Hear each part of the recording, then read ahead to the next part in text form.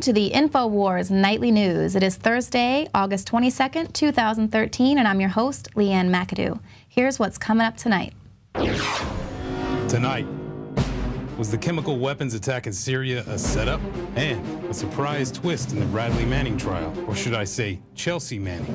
Then, Jakari Jackson sits down with Cale Sampson, info rapper battling the New World Order. All this and more on the Infowars Nightly News.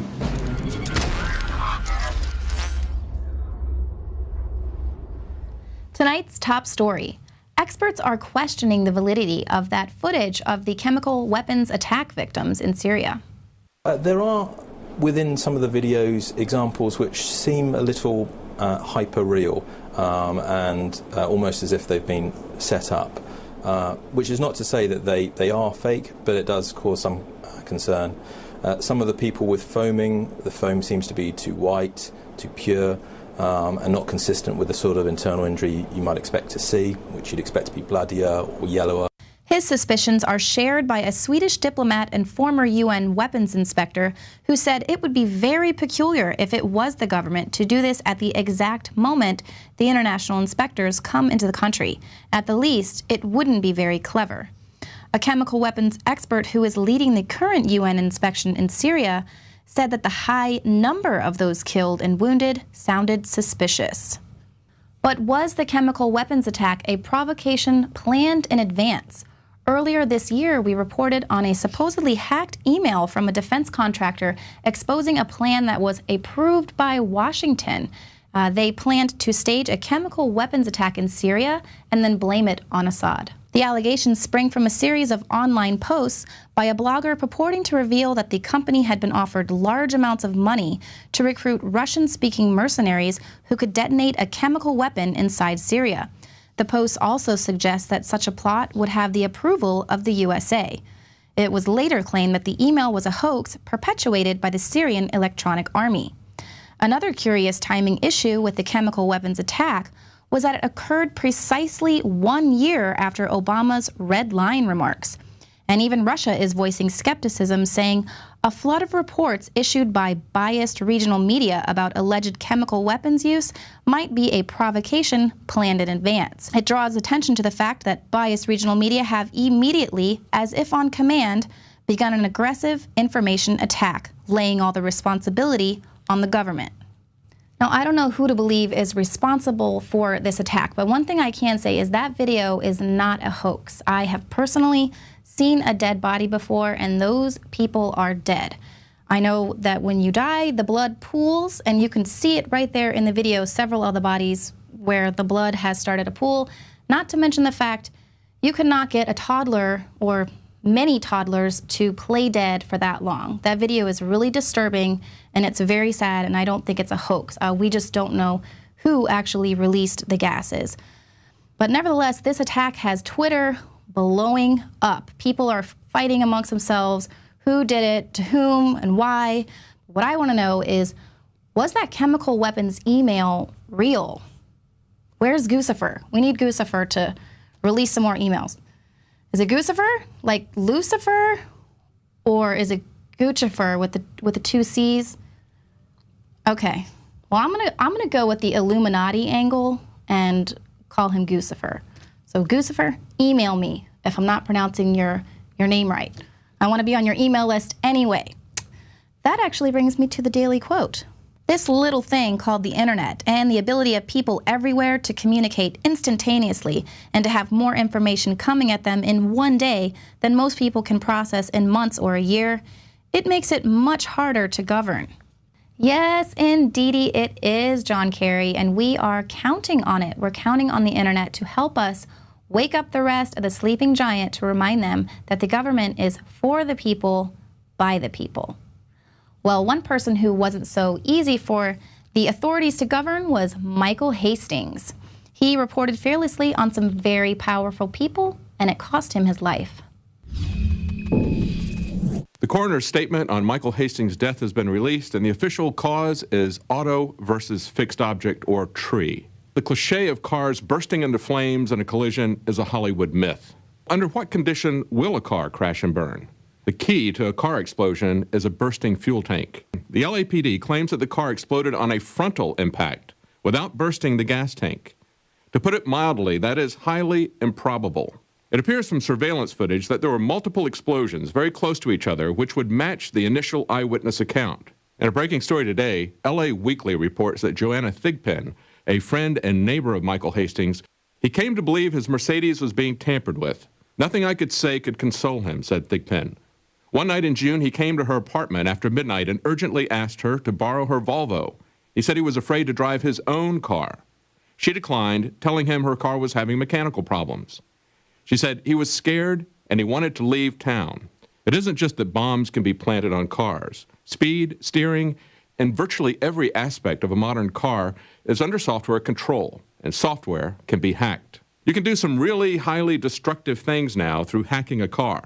And who would be likely to hack a car or to do a cyber attack? As Aaron Schwartz pointed out, they are funding the creation of vulnerabilities. They are offering rewards for people to find and build vulnerabilities into their system and give it to the U.S. government so then the U.S. government can launch cyber attacks. The physical evidence hasn't supported the government's story from day one. The government had the motive, the means, and the method to kill by either car bomb or by cyber attack. But don't expect the government to investigate itself. See the full special report at Prison Planet TV or the Alex Jones channel on YouTube. And again, that full report can be seen at Prison Planet TV, or it'll be uploaded soon to the Alex Jones YouTube channel. Now, I wonder when all the evidence surfaces in the Michael Hastings death, if they're going to use the justifiable homicide defense like they do here in Austin. I'm Jakari Jackson for the Infowars Nightly News. We have a story out of the city of Austin. Austin man sues APD for traffic stop shooting.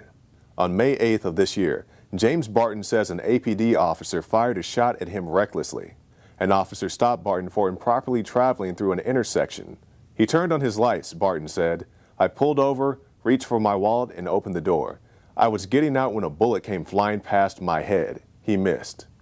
Now, this isn't the only officer-involved shooting currently under investigation in the city of Austin. Last month, unarmed, Larry Eugene Jackson Jr. was shot in the back of the neck after he allegedly attempted to commit a fraud at a local bank. Even though the shooting of Jackson is still under investigation, APD was quick to charge Jackson with committing a fraud without presenting any public evidence. Now, it's my understanding that the gentleman has some type of false identification. Can you specify what that is? Again, due to the ongoing nature of the investigation, there are some pieces that we're not releasing. Since that time, Detective Kleinert, who actually shot Jackson, said in a private forum he did so accidentally. On the flip side, the Texas Attorney General has already deemed this a justifiable homicide. Nadia Stewart is the lawyer defending the detective involved in a shooting last month. She's also married to an Austin police officer. Stewart says in a meeting last week, Chief Acevedo told her to alert her husband he would be investigated by Internal Affairs for leaking information. Stewart works for CLEAT, the legal group that represents officers. She immediately complained to the city manager's office. Mark Ott and the city attorney responded to her, saying in this letter, "We agree the chief's comments to Ms. Stewart during that meeting were inappropriate and unacceptable." The police chief admits that he made the statement but claims that he was joking. So for a police force who shoots at unarmed motorists, shows up to the wrong address and shoots your dog, and also wear ski masks in the commission of their duties, hopefully this can be a step towards transparency. I'm Jakari Jackson for the Infowars Nightly News. Stop by the Infowars shop and pick up the complete Police State Collection. 4 films of documented tyranny. Reports like that are crazy because just a few years ago, taxpayers spent a whole lot of money making sure that all the police in the APD were given taser guns. That way they would use their taser guns as a first resort rather than their regular guns. But now we constantly have these stories of cops who choose to use their guns first. So here they don't even know how or when to discharge their weapons. And we're arming them with military-grade equipment and tanks. And we're just crossing our fingers and hoping that they will behave themselves when they roll these out to the streets. Right. Well, the big twist in the Bradley Manning trial. Bradley Manning reveals that he plans to live his life as a woman and he wants to begin hormone therapy as soon as possible. "I am Chelsea Manning. I am female," the Army private wrote in a bombshell letter one day after his sentence to 35 years in prison. Given the way that I feel and have felt since childhood, I want to begin hormone therapy as soon as possible. I hope that you will support me in this transition. I also request that starting today, you refer to me by my new name and use the feminine pronoun. The letter signed Chelsea E. Manning included a previously leaked photo of him donning a blonde wig, lipstick, and eyeshadow in 2010. Now, transgender prisoners in the U.S. who have not had genital surgery are usually assigned to live with inmates who share their sex at birth. A Fort Leavenworth spokesperson told the news agency that treatment for transgender inmates does not extend beyond psychiatric care at the all-male prison. The Army does not provide hormone therapy or sex reassignment surgery for gender identity disorder. Now, I personally respect a person's decision with regards to their gender identification. I don't think that we should be attacking individual people when the conspiracy goes so much higher up the chain. That's why they're spiking all of our food with hormones and killing us with GMOs and stuff, because they know that it is affecting everyone. They're basically restructuring our DNA and changing us all to be really kind of submissive. So we shouldn't be attacking Chelsea Manning. But what I am curious is if Manning's revelation is going to cause Obama, who is, always trying to buddy up to the LGBT community, if Manning's revelations will finally cause him to call Manning brave and hero for revealing her secrets. And there's another trial highlighting government lies and corruption. The Department of Justice asks the court to grant immunity to George W. Bush for the Iraq War. In court papers filed this week, the U.S. DOJ requested that George W. Bush, Richard Cheney, Donald Rumsfeld, Colin Powell, Condoleezza Rice, and Paul Wolfowitz be granted procedural immunity in a case alleging that they planned and waged the Iraq War in violation of international law. The lawsuit alleges that they began planning the Iraq War in 1998 through their involvement with a nonprofit that advocated for the military overthrow of Saddam Hussein. Once they came to power, the suit alleges they convinced other Bush officials to invade Iraq by using 9/11 as an excuse to mislead and scare the American public into supporting a war. And finally, the U.S. failed to obtain UN approval prior to the invasion, rendering the invasion illegal and an act of impermissible aggression. Well, that sounds legit, but the DOJ claims that in planning and waging the Iraq War, ex-President Bush and key members of his administration were acting within the legitimate scope of their employment and thus immune from suit.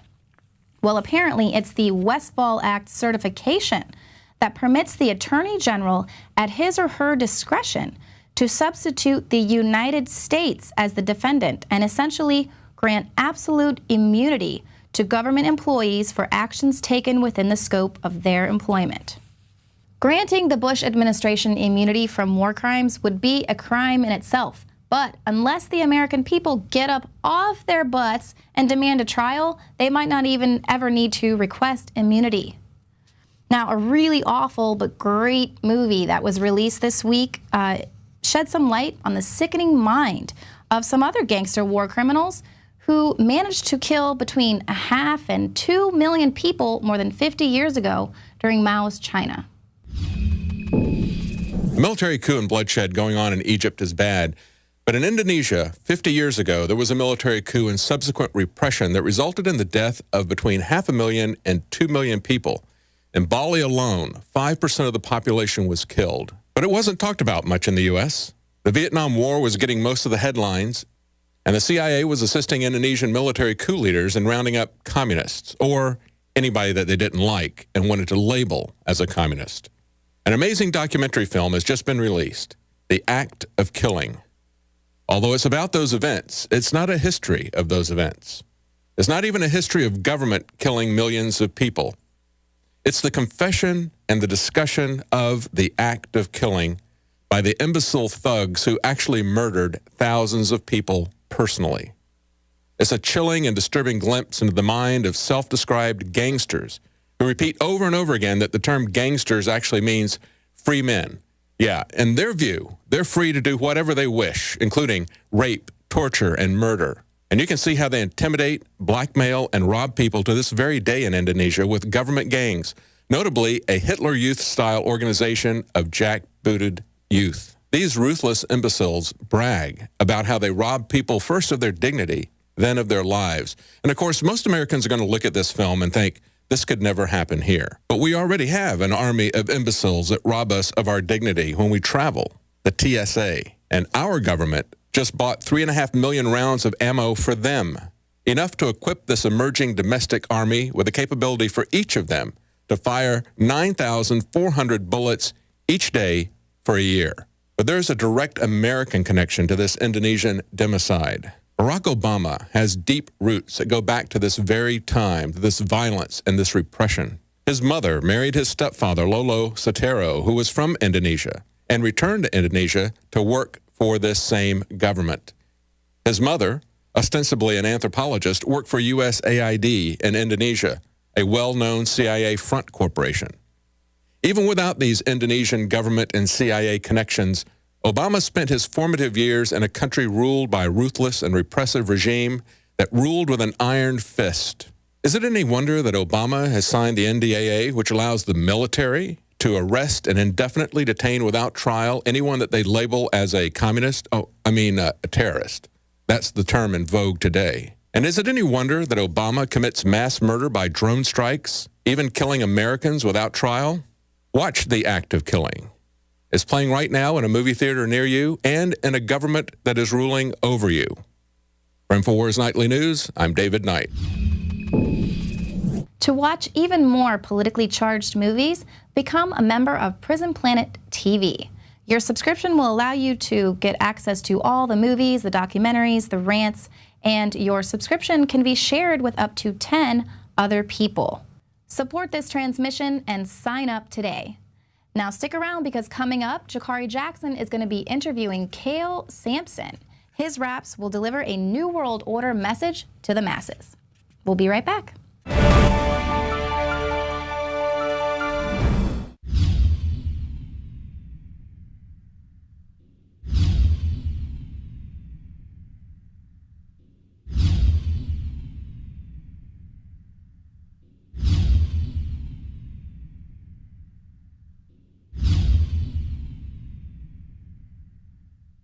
Introducing Pro One. All of your filtration in one system, portable, on the go. No more do you have 2 or 3 filters to just reduce sodium fluoride. You have a system that cuts out the sodium fluoride and up to 95% of hydrofluorosilicic acid. Advanced manufacturing technology combines silver-impregnated white ceramic with new Aquamedics advanced media for removal of fluoride and other heavy metals, all in one filter element. It is the only one that does it, and out of the gates, we have it discounted at 10% off with promo code WATER. This is the only system that in one unit helps reduce or remove pesticides, herbicides, chloramines, ammonia, and chlorine, hydrofluorosilicic acid, the most common form of fluoride not covered by other fluoride filter brands, and sodium hexafluorosilicate. Get your Pro Pure with the new Pro One filter today at InfoWarsStore.com or by calling 888-253-3139.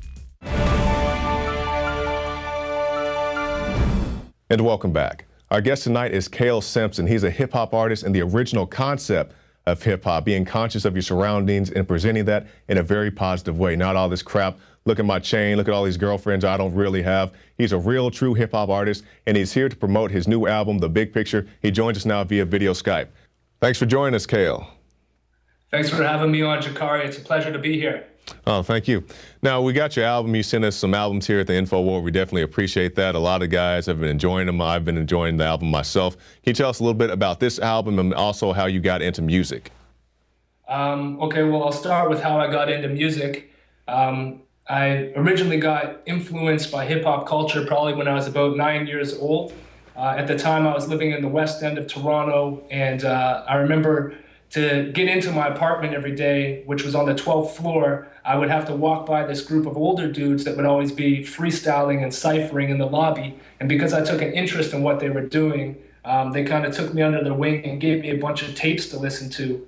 And some of the tapes that they gave me just so happened to be of some of the original great MCs. So right off the bat, I was listening to guys like KRS-One and NWA and Chuck D from Public Enemy at like age 9.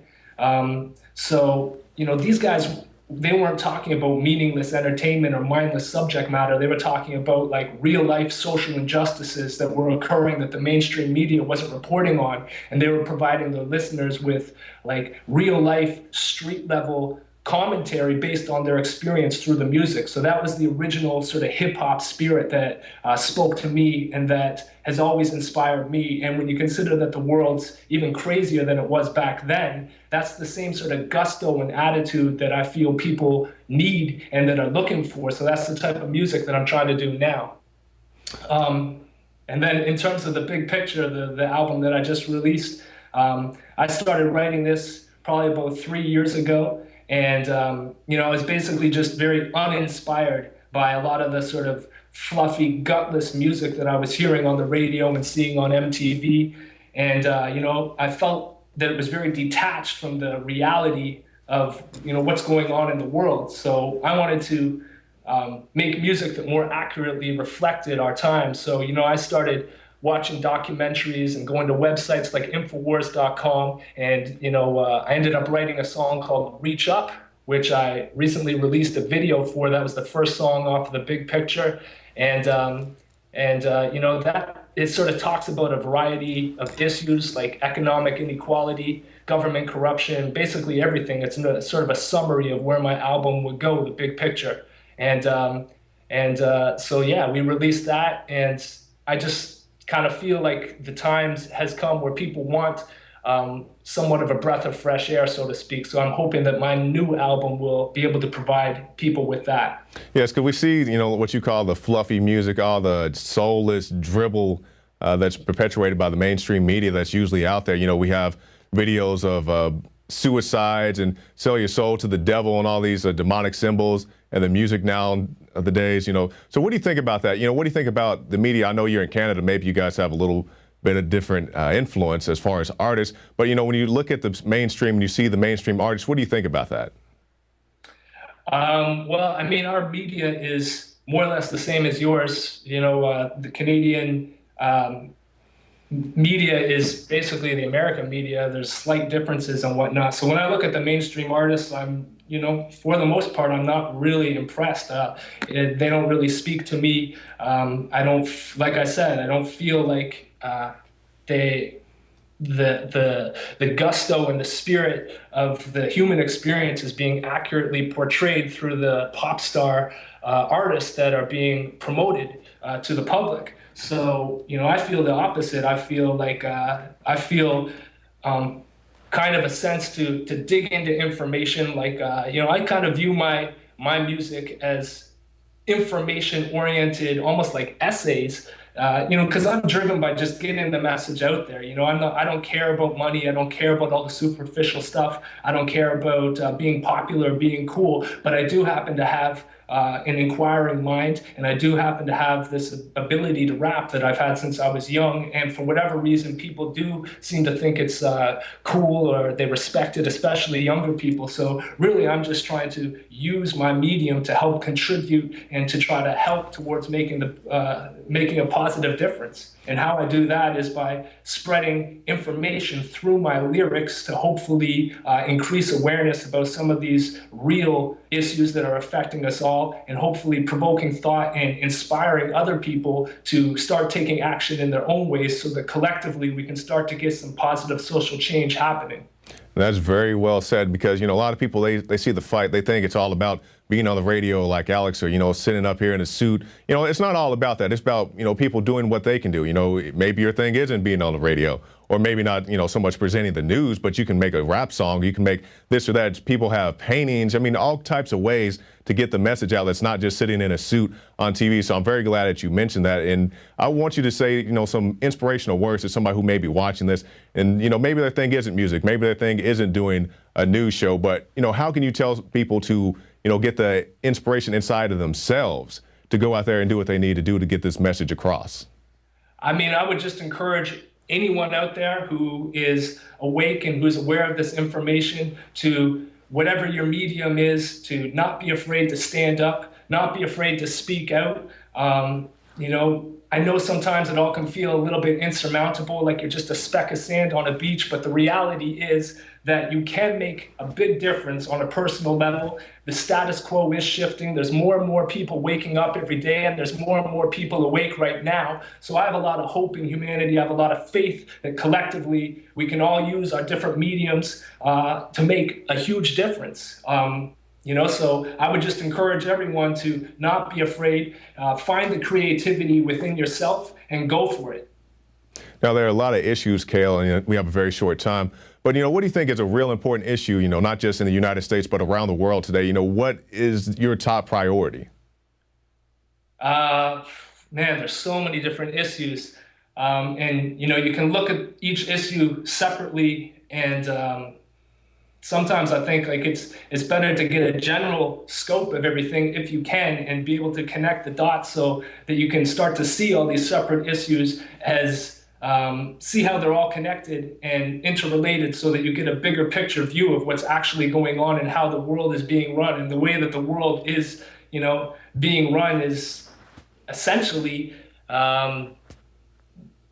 we're being controlled. And one of the main reasons that we're being controlled is through the economic system. You know, in the United States, you guys have the Federal Reserve. Mm-hmm. In Canada, we've got, you know, the government borrows money from private banks at interest, which enslaves the nation and puts them in debt, which affects us all. So I would say understanding the money system, if I was going to pick a specific incident or issue, I would say understanding the money system would be one of the top priorities for me. That's why I wrote a song at the end of my album called The Money Song.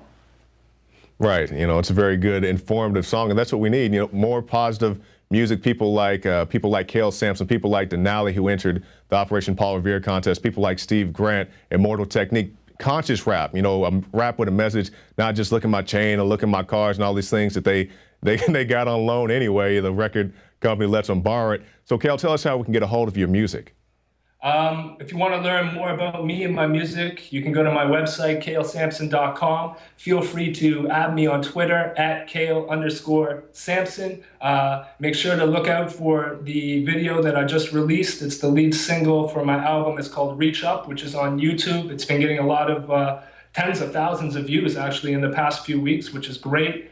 And just look out for my album, The Big Picture, which is coming out on September the 3rd on iTunes. All right, I'm going to put you on the spot, and if we have to, we can cut it out. But can you bust a freestyle? I can bust something, probably. Throughout our whole lives, we've been made to believe that we're just little people who are powerless and weak, that we're insignificant in the higher scheme of things, but it's a lie. The opposite is reality, so don't believe the false history we've been taught. It's time to talk to our neighbors and turn the television off. Take responsibility for your actions and thoughts and realize the true potential that you've got. Because once you understand the way that energy works, you'll feel connected to each other and the earth. Then you'll listen to your heart when it's speaking to you and start to do the right thing. In all that you do, our collective consciousness has to decide to be in a state of love and no longer comply. So we're fully empowered. Let's step away from the fear and start to lead by example. The revolution is here. There you go. And that's the best commercial. That's the best plug you can do right there. Cale Sampson, calesampson.com. Thank you for your time. Thanks a lot, Jakari. All right.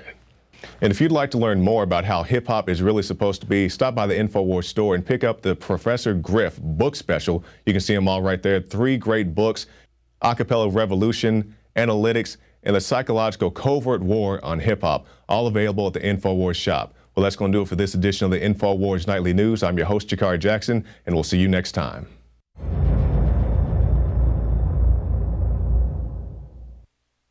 Now you can watch The Alex Jones Show live as it happens at Infowars.com/show.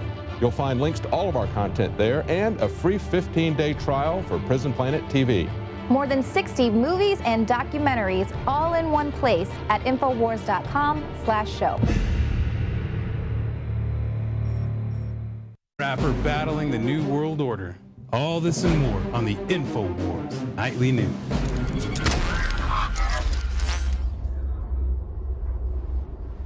Tonight's top story.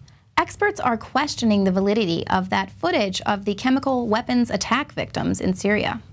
There are, within some of the videos, examples which seem a little hyper-real and almost as if they've been set up, which is not to say that they are fake, but it does cause some concern. Some of the people with foaming, the foam seems to be too white, too pure, and not consistent with the sort of internal injury you might expect to see, which you'd expect to be bloodier or yellower.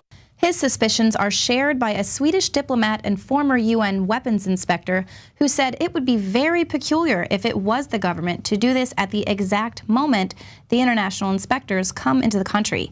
At the least, it wouldn't be very clever. A chemical weapons expert who is leading the current UN inspection in Syria said that the high number of those killed and wounded sounded suspicious. But was the chemical weapons attack a provocation planned in advance? Earlier this year, we reported on a supposedly hacked email from a defense contractor exposing a plan that was approved by Washington. They planned to stage a chemical weapons attack in Syria and then blame it on Assad. The allegations spring from a series of online posts by a blogger purporting to reveal that the company had been offered large amounts of money to recruit Russian-speaking mercenaries who could detonate a chemical weapon inside Syria. The post also suggests that such a plot would have the approval of the USA. It was later claimed that the email was a hoax perpetuated by the Syrian Electronic Army. Another curious timing issue with the chemical weapons attack was that it occurred precisely 1 year after Obama's Red Line remarks. And even Russia is voicing skepticism, saying a flood of reports issued by biased regional media about alleged chemical weapons use might be a provocation planned in advance. It draws attention to the fact that biased regional media have immediately, as if on command, begun an aggressive information attack, laying all the responsibility on the government. Now, I don't know who to believe is responsible for this attack, but one thing I can say is that video is not a hoax. I have personally seen a dead body before, and those people are dead. I know that when you die, the blood pools, and you can see it right there in the video, several of the bodies where the blood has started to pool, not to mention the fact you cannot get a toddler or many toddlers to play dead for that long. That video is really disturbing, and it's very sad, and I don't think it's a hoax. We just don't know who actually released the gases. But nevertheless, this attack has Twitter blowing up. People are fighting amongst themselves. Who did it? To whom?